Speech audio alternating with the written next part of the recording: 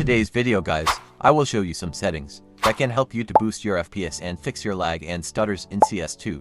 After these settings you will get smooth gaming experience. Before going into video guys, make sure to subscribe and hit the like button. Let's dive into video. So guys, open your CS2 video settings. Firstly, no matter what, you want to make sure you're playing in full screen mode. When it comes to playing in 4x3 or 4x3 stretched, 16:9, or 16:10, it's realistically just personal preference.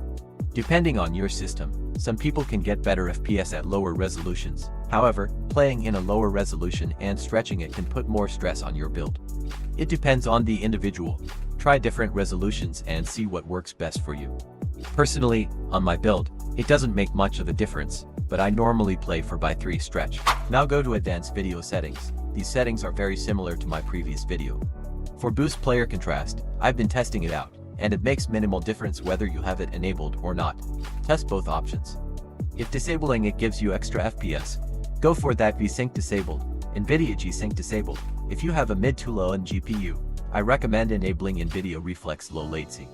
This technology reduces system latency. For higher end GPUs, enable plus boost. Maximum FPS in-game.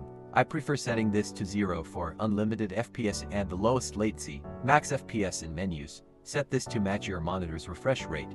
Mine is set to 239. Multi-sampling anti-aliasing MSA, set to 2x so you can see through railings. Global shadow quality, set to low. Dynamic shadows set to all. Model and texture detail, medium. Texture filtering mode, anisotropic 16x.